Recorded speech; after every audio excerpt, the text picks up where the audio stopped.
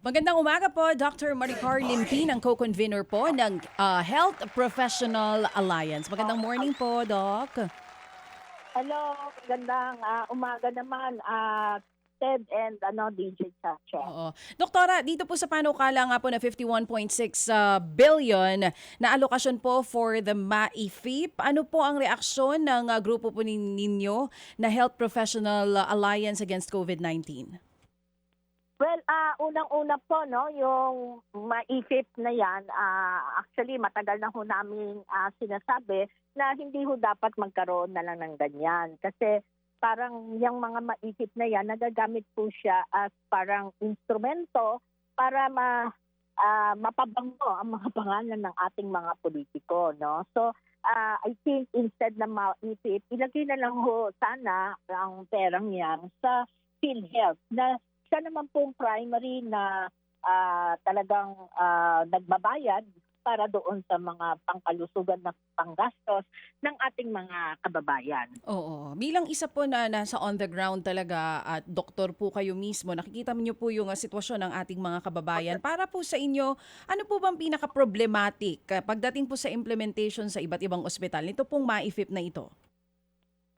Yes, unang-una po, no, actually dahil dyan ho sa maipit, meron ho, nagkaroon ho ng tinatawag na guarantee letter, no, yung mga GL sa mga ospital. Ang problema po niyan, kailangang pumunta ang mga kababayan natin na mga na-ospital doon sa mga iba't ibang opisina ng mga politiko, pati na rin po doon sa iba't ibang government agencies, no, katulad po ng DSWD at saka ng DOH. So kailangan pumunta sila doon at kadalasan po pabalik-balik ko sila, ha. So actually nagtatagal po kadalasan ang mga tao sa ospital hangga't hindi nakukuha po yung approval ng mga guarantee letters. Hindi po sila makakaalis, no? Dahil kung sa oras na umalis sila ho ang magbabayad nung kanilang hospital expenses. Kung yan po ay Medyo napuputo lang po tayo, doktora. Sige po, kung yaan po ay nailagay po sa PhilHealth, then PhilHealth na ho automatic ang magbabayad.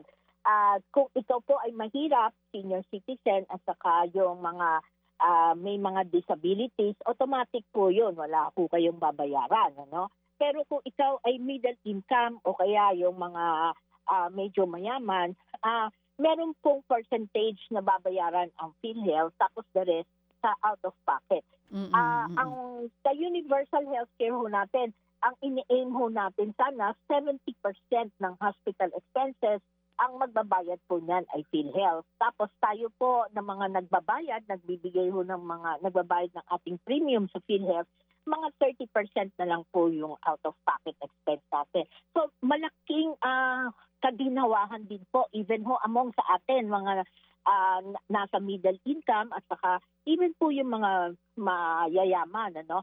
But yan po, it assures so yung equity sa pag-access ng healthcare, tapos equitable din po kasi nagagawan din ho natin ng paraan na matulungan natin pati po yung lalong-lalo na po yung mga mahihirap. Oo, at least na-explain niyo po no kung ano mismo yung nangyayari nga on the ground at nagiging problema ng implementation ng MAIFIP. So ibig sabihin, parang anong nangyayari, nagiging duplication po ito ng trabaho na rin sana ng PhilHealth, pero ang kaibahan lang, may guarantee letters from the politicians.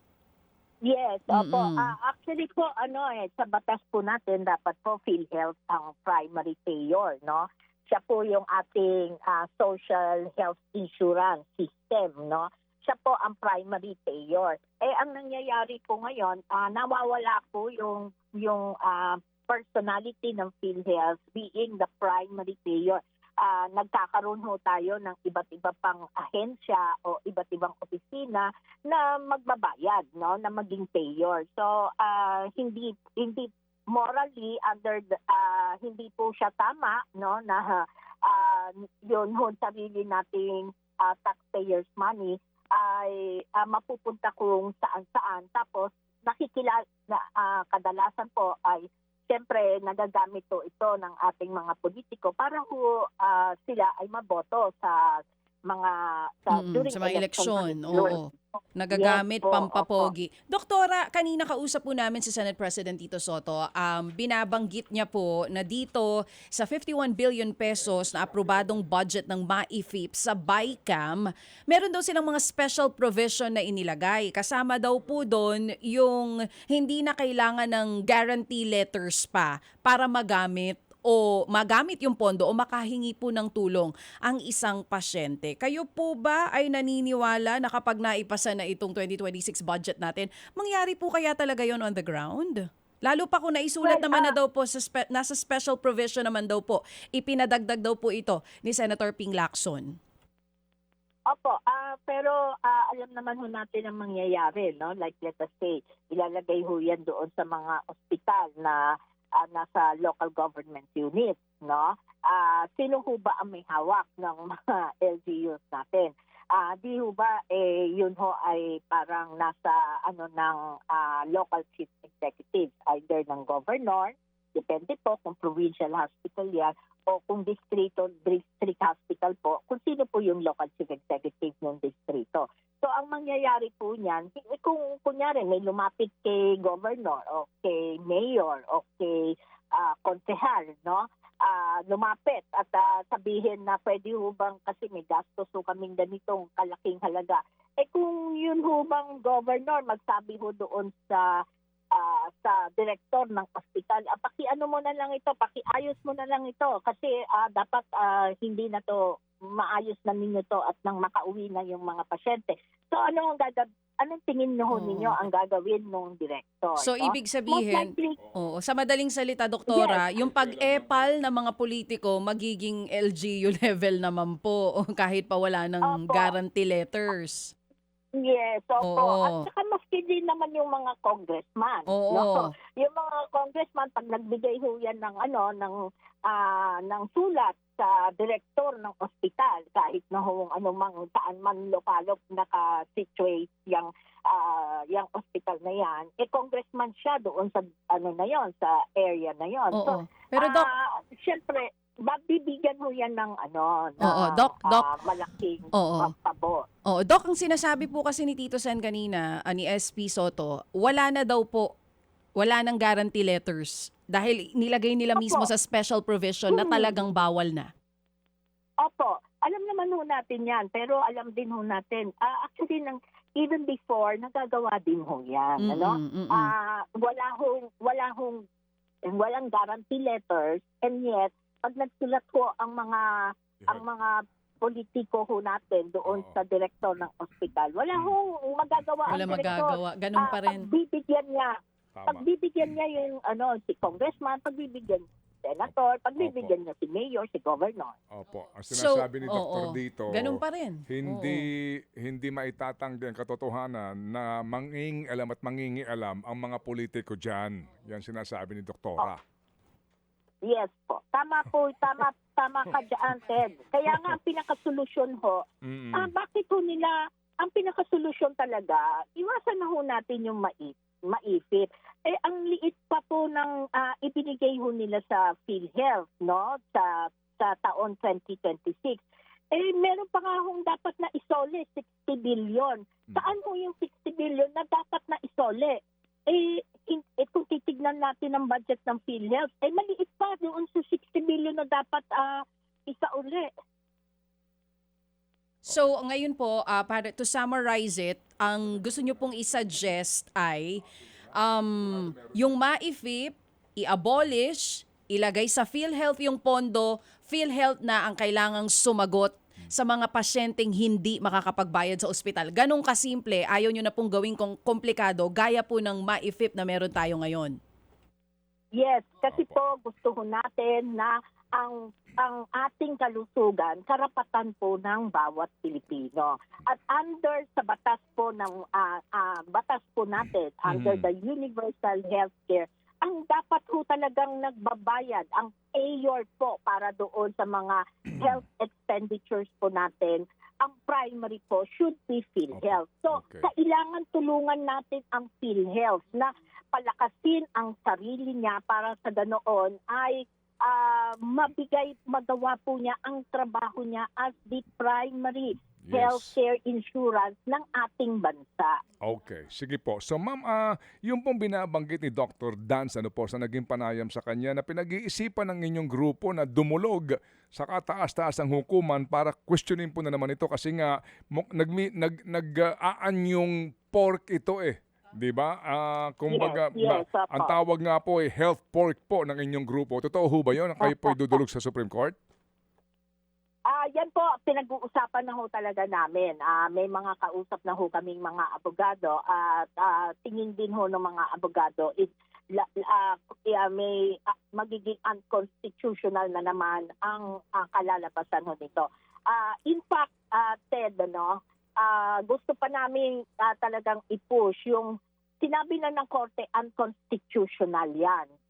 Alam naman na natin, alam na rin ng mga legislators natin na unconstitutional yung nangyari na inalis basta-basta ang pera sa PhilHealth at inilipat kung saan-saan na mga unprogrammed funds na pwedeng nagamit po doon sa mga flood control project scam na tayo po ay talagang naguluhan, It creates a lot of chaos. So, ang sa aming panawagan po namin sa mga legislators, wag na ho ninyong ibahin at wag na ho, kayo ho ang gumawa ng batas ng universal healthcare. Bakit ho kailangan kayo pa ang unang-unang magbabiolate ng batas na ginawa ho nila? Opo. Loud and clear po ma'am, loud and clear kasi nga doon po sa universal healthcare nga po na ating pong batas, pati nga yung pong automatic appropriations na dapat makuha ng PhilHealth mula po sa mga sin taxes, klarong-klaro po doon. Pero sila nga po ang una, siguro ma'am, ang tawag yata nila doon, common sense. Anyway, Ted, hindi lang yung sin tax ang hindi nila binigay.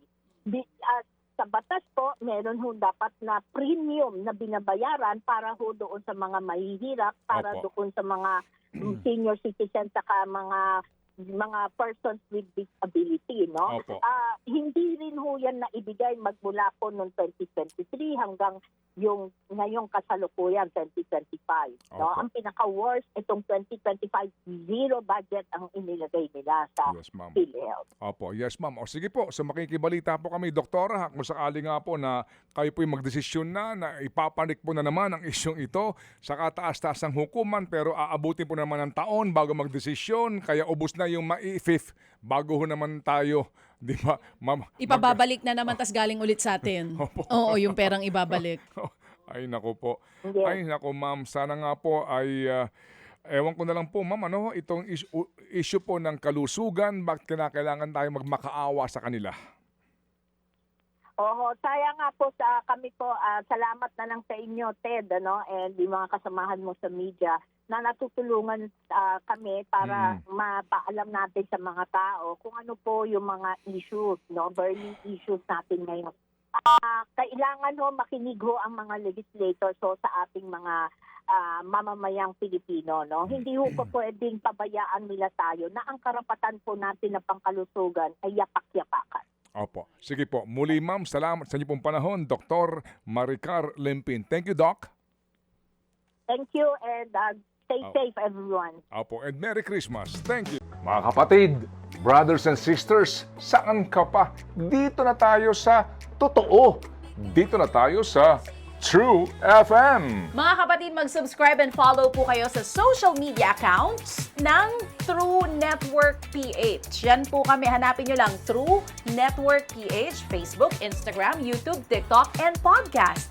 Mapa Apple or Spotify man yan, mahahanap nyo kami. Lahat ng mga napapanood at napapakinggan nyo po sa programa, nasa social media accounts namin yan. So, paano mga kapatid? See you sa social media!